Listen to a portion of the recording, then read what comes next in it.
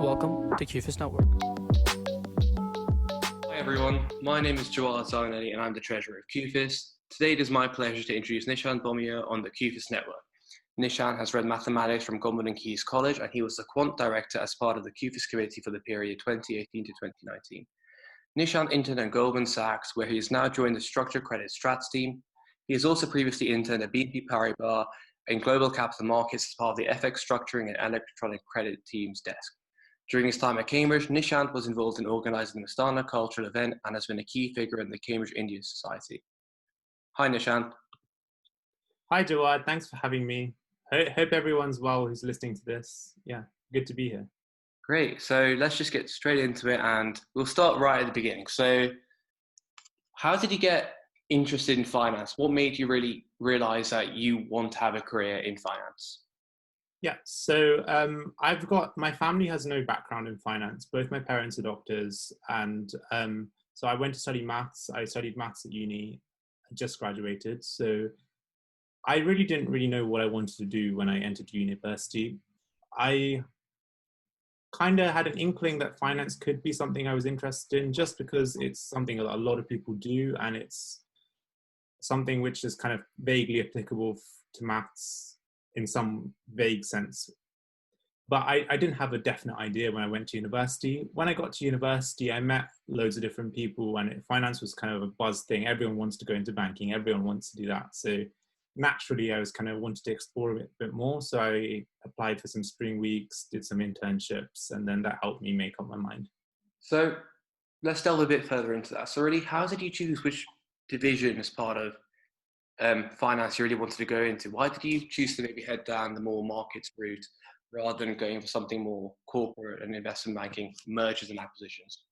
Oh yeah, it's a good question. I think it's a question that loads of maybe first or second years at uni are thinking about right now. So I guess if we look at my strengths, I think one of my strengths is my quantitative skill. I studied maths. I think that's a strength of mine, and I wanted to go into a career which kind of uses that strength. And I also I think I'm a kind of person who wants to do something quite fast-paced, quite dynamic. So a markets environment is perfect for that. The trading floor is like, there's always a buzz around, at least when you could go in because of no coronavirus. There's always a buzz around, like loads of people are around. It's kind of a very collegiate atmosphere. And also on the quantitative side, you have some people who do spend a lot of time coding, doing models, even traders trading really exotic products. There is quite a high quantitative aspect to it.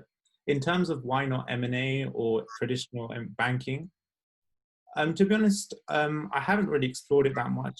On inkling, I didn't think I was going to be very well suited to that. It's a very different kind of business to sort of markets. Markets is very dynamic and fast paced. So trades happen on the time scale of like minutes to maybe weeks at most. That's a typical duration of a trade. If you look at M&A, I think they go on, I'm not an expert, but I think the typical time scale would be months or years. So it's quite a different it's quite different in terms of time scale, and in terms of ability. I don't think, in terms of sort of skill set, I think it requires a slightly different skill set. M&A, I think, especially when you go senior, I think it's all about relationship management and that kind of side of things. And I'm not at least at the moment, I'm not sure if that would be something that appeals to me so much. I guess I could change, and there's obviously going to be opportunities to change in the future, but this was my inkling why I went into markets. Oh, cool. That's really insightful, actually. I think we're delving on the fact that you spoke a bit about that you're naturally inclined more quantitatively. So as a mathematics graduate, would you say that the work you do as part of your team at Goldman Sachs requires a certain degree of quantitative expertise, or do you think these skills are things that you can just learn on the job? That's a really good question, and something which probably lots of people doing maths or other subjects are interested in. So I think a maths degree is definitely not required to do the job that I'm going into. I've just joined. So you won't be using your stuff that you learned in lectures on a day-to-day basis. Very, very few people will be doing that, and that will be on very, very small instances. It would be the odd thing here and there. So definitely having that background in certain roles may help a little bit, but it's not a prerequisite in any way, shape, or form for the vast majority of roles. But I would say that having a quant, so I'm going into a strats team at Goldman, which in other firms might be called something similar to a quant team. And having a quantitative sympathy is something which is helpful, both in terms of the application process. They're going to test you on sort of mathematical problem solving in the application process, and also on the job. You need to think. I think a maths degree is great in that it teaches you to think in a particular way, and they're not actually looking for the sort of the analysis or the calculus, or to a certain extent, they're actually looking for the way you problem solve and the way you think, and that's the really transferable skill. That's not to say that you can't learn that skill through other degrees. That's why I would say for the vast majority of things, having a maths degree is not a prerequisite, but it definitely won't harm. But yeah, hopefully that answers the question. Yeah, so another really important part, I'm sure, of your job is the ability to code. So would you say that you need a lot of experience with Python or Java before you join, or is that something that Goldman and any other firm would train you up in? Yes, so that's another good question. So the way the world's going, coding is going to become a huge part of the world. It already is, and it's only going to increase. So I think the ability to code is always going to be very useful, whatever profession you're in the industry. It's going to be super useful. But at an entry level, even if you're going for the strats or quant roles, which on the actual job is coding is an essential skill, at a summer internship level or even a graduate higher level, they aren't expecting too much. So they would expect some basic knowledge. So maybe a basic course you've done online, like a 10-hour course or something that you could do in a weekend. So it's really not a very high level, but they probably would kind of expect a very basic level. So do you understand basic coding logic? Have you ever made any kind of program in any language? The actual specific language is really not important. It's more the logic behind it. The other thing I'd say with coding is something which is very easy to pick up if you're thinking a logical way. So, and that comes with practice with coding, but you can also develop it in other ways. So if you studied maths or you did something like that and spent a lot of time thinking about logical problems, you automatically have some ability at coding, even if you haven't done much before. So I think they are looking for your ability to learn coding fast, but in terms of actual knowledge, when you enter a summer analyst level or even a full-time analyst level, they're not expecting too much. But I definitely say if you're thinking about going into a quantitative role like strats or quants or even trading nowadays, having some basis of coding is really good, and it's going to differentiate you in some way. That's that again, just really insightful, and really, I'm sure that our viewers really enjoy that, hearing about that. But I'd say during your time at Cambridge, you're obviously heavily involved in a lot of the cultural societies. Did you find that any of the extracurriculars you were involved in during your time at Cambridge really helped you when it came to applying for roles? Yeah, it's a good question. So I did a bunch of stuff when I went to Cambridge. I was in charge of an Asian horticultural show. I was on the CUFIS committee. I played on college sports teams. I did quite a few different things. And so would it help on application directly? I did obviously put some of the stuff on my application. If I'm honest, I don't think recruiters looking at my CV are going to look at the point that I was on my college badminton team or I was in charge of a cultural show and think, okay, I therefore want to hire this person. I don't think that's going to be the most major part. So on a direct level, I would say it's probably not going to help too much. I think I would qualify that. I can only qualify that for the things that I've applied for. So especially for markets roles or strats roles, strats roles in particular, I don't think it's going to be too relevant. I think academics are slightly more important than that. However, the one thing I would say is, so when you do extracurricular activities, you learn skills which you wouldn't otherwise learn in a maths degree. At least I wouldn't have otherwise learned. And I think I've started to realize this, that in a workplace environment, it's very different to sort of academia, so school or university. You have to interact with people a lot. You have to be very comfortable, like talking to people, emailing people, communicating well with people, getting along with teams, understanding how people work. That is incredibly important. It's a skill that you don't have classes at school saying how do you communicate with people. You don't have lectures at university saying how do you get along well in a team. So having an ability to do that is very helpful for any profession, not just finance, but any profession. But especially in finance, finance is at the heart of it of people's business. So the ability to interact well with people is going to be always going to be really helpful. So I'd say on an indirect level, those activities were super, super useful in developing those skills in me. Thanks again for that. I think let's head at the very beginning. You mentioned that you secured a couple of spring weeks. So would you mind telling us about your experiences on them? Yeah, sure. So as I was saying at the beginning, I really didn't have a clue about finance, and I heard some people were applying for spring weeks sometime late in my first year. So I scrambled to put some applications together right towards the deadlines and applied for some stuff. If I'm honest, I did research it a bit, but I didn't really know much about what I was applying for. I just applied for whatever was available. So I did manage to get 2 spring weeks. I did a spring week within finance and risk at Goldman and a spring week within tech at Morgan Stanley. If I'm honest, even if I'd done a bit of research, I really didn't understand any of them before going in. So the spring weeks were super, super useful in just giving me an eye-opener as to how the industry works, how banking works, how an investment bank works. In terms of the spring weeks in particular, so I think I realized I didn't really like either of the roles. Their roles weren't probably perfectly suited for me. I thought tech was not as dynamic as I wanted to be, and same with finance and risk. I don't think they were as suited to me as something like markets, in my opinion. But they were really useful in that I got to meet some other people. I got to ask them about their jobs. I got to go inside an investment bank and see how it works. Just soaking in the atmosphere, I think, was really useful. And then that gave me sort of the tools to sort of apply for summer internships. And it helped me understand what I really wanted to do. So they were very useful, even though I didn't end up going into those divisions. Great. So related to that quite quickly, would you have any advice for people who've applied for spring weeks and maybe not been that lucky to really receive an offer? Yeah, I was kind of in that position in that I did spring week and then I realized I don't think this division's quite for me. I think I just take it as a learning experience. Okay, well, if you did the spring week and didn't convert, then think, is this division really for me? Which divisions is a good idea? And talk to as many people as possible, and then try to think about it and make a decision as to what you want to do next. Do you want to do finance? And if finance, which divisions do you want to go into? If you didn't get the spring week, again, I'd take it as a process of self-reflection. Like everyone's done applications and failed in the industry, I think.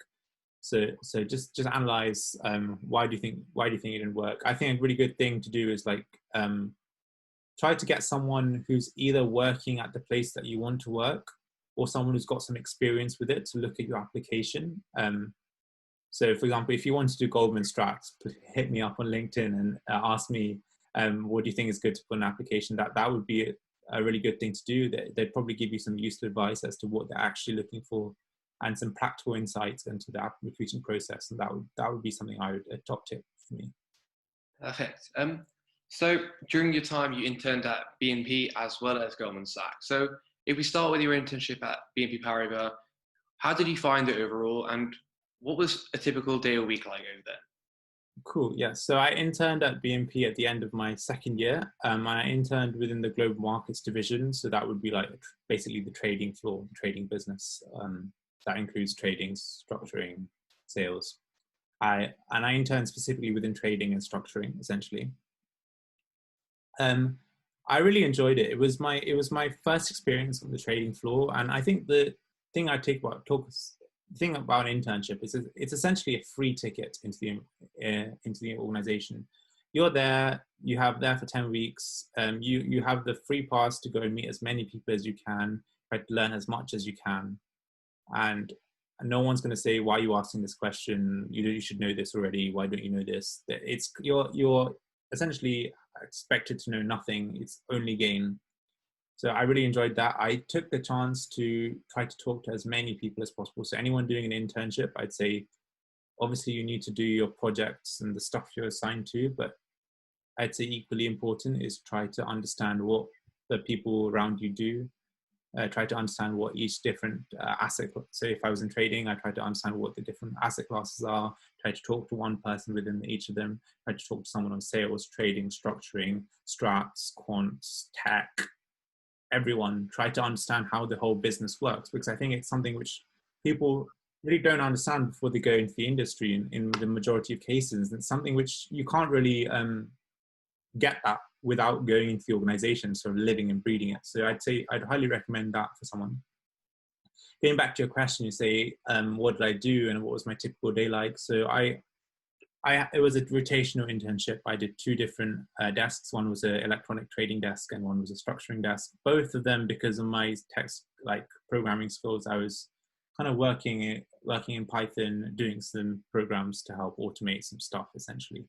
And yeah, so a typical day, it varied a bit, and there was no sort of fixed structure, especially because I was changing across desks. But I generally get in around, I want to say about 7:38-ish, and hopefully leave by, you know, it varied. The leaving time did vary quite a lot, but on an early day, maybe 6:30. That's quite early. On a late day, it could be 8:30. On a couple of occasions, it went beyond that. But yeah, so I'd say on average, like a 12-hour day at BNP was a pretty good standard day. And I think the key with an internship is don't take it like I'm chained here to work for 12 hours and after that I can run away. Take an interest into things. So there's no point being in the office doing nothing. So if you're in the office, try to make the most of it. Try to talk to as many people as you can. So if you've got some time free, try to arrange to talk to someone who does something that you don't know about. Try to really utilize the experience as much as you can, because after the 10 weeks have gone, you can't go back into the building. You can't go and ask them those questions again. Awesome, that's insightful. I think if we also go and really do the same analysis on your internship at Goldman, so how did you find that?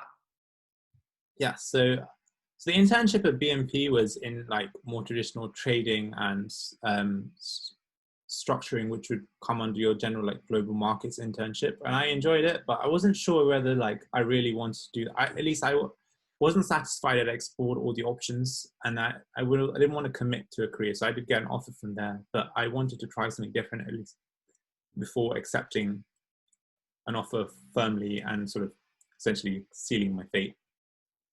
So I interned in Goldman in the Strats division, which is a division which is aligned with markets. So you sit on the trading floor. It's a division which is like a subdivision, which is very, very kind of particular to Goldman. Not many other places have the same kind of role. So Strats sit on the trading floor, work very, very closely with trading and structuring in a variety of different roles, usually quantitative in some way. So that would be looking at pricing models, looking at exotic products, how to price, how to risk manage. That would be a very brief synopsis, and there's many other things that they cover. So it was a slightly different internship to the one at BNP, although they're obviously both in the trading floor, similar products, but slightly different. So that was the motivation behind doing the internship at Goldman.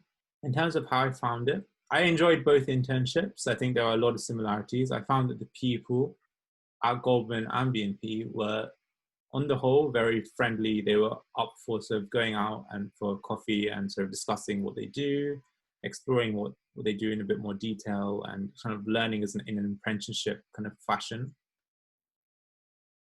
Again, the hours were similar to BNP, I'd say maybe a bit longer. And the Goldman internship, the main difference, I think the project work was slightly more intense in that you were aligned to one desk rather than two desks. So they did have like a quite substantial project, which is quite a big part of the internship. So that would be the main difference. Okay, that's really useful. And I guess the next thing we probably want to talk about is, do you have any tips or advice for people looking to apply for markets-based roles at any firm whatsoever? What would be your key piece of advice?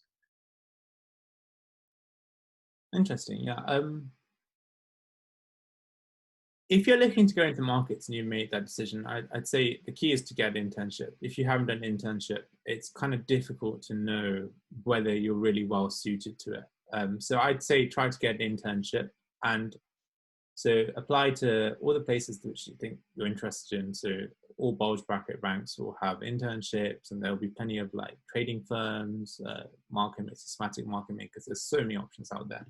Apply to whichever ones you're interested in.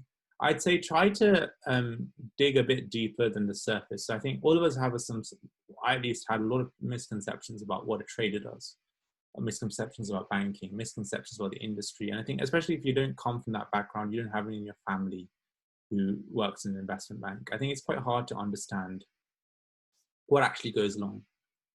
So try to really actually understand what you're getting into, and it's a continuous process. I'm still undergoing that right now, but I think I'd say if you want to go into markets, try to do an internship. During the internship, as I was saying, speak to as many people as possible. Try to take its experience as a free pass into the trading floor and try to learn as much as possible, and then you'll get a really good idea of what you're interested in. Which areas do you think you could be interested in? Which kind of roles you could be interested in, and then the other thing is really leverage your network. So when you get into a big organization like a bulge bracket like Goldman,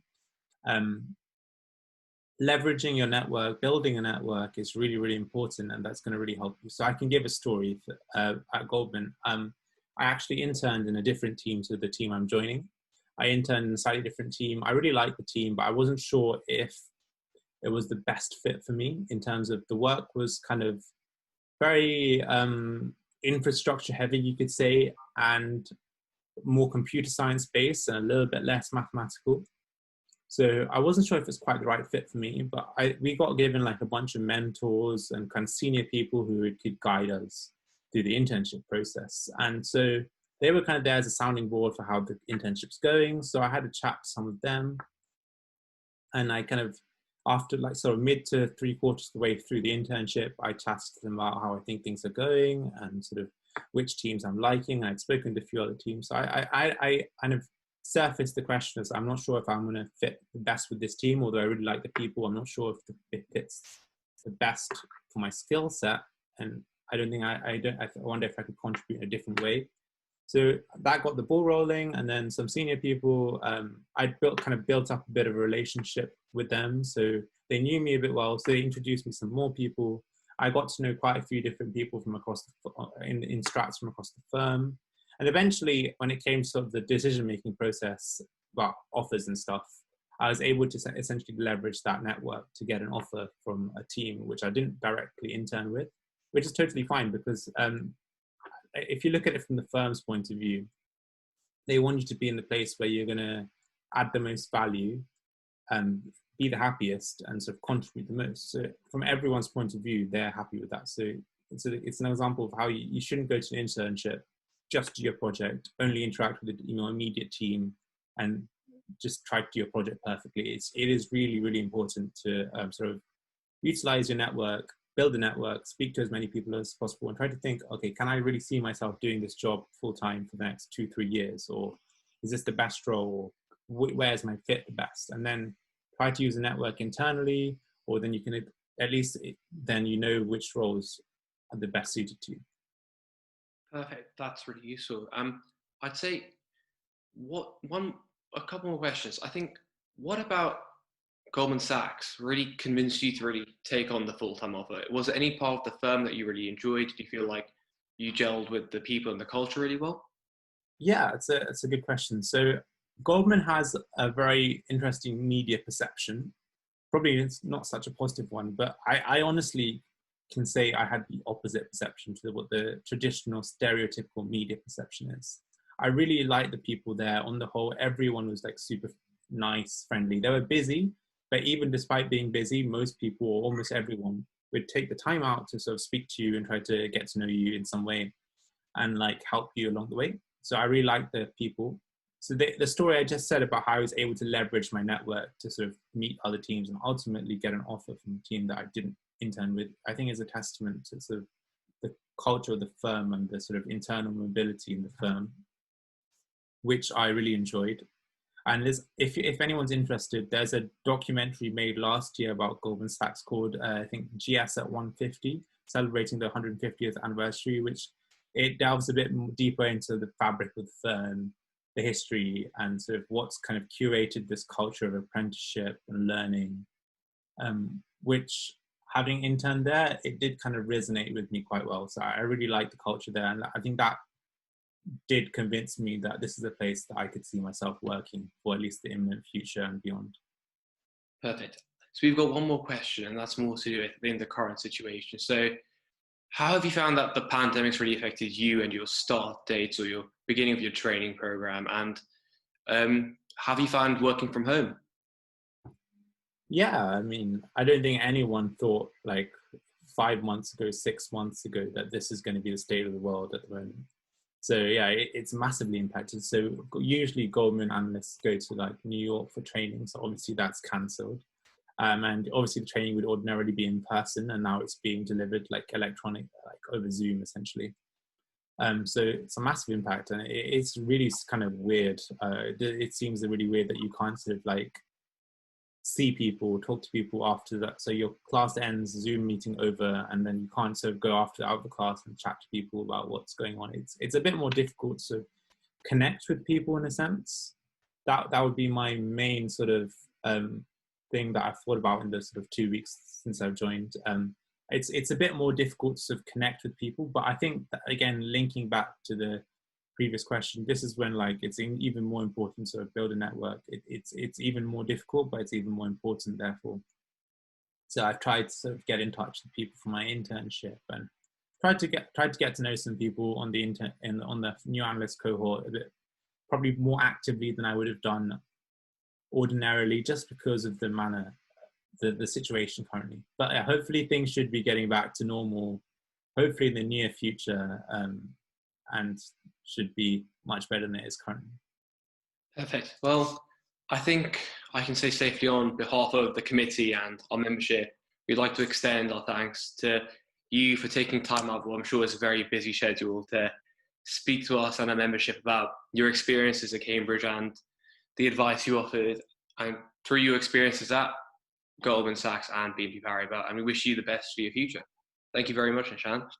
No worries. Thanks for having me. And if anyone has any questions, you can ask CUFIS for my email, or you can send me something on LinkedIn. I'm happy to help. Thank you very much.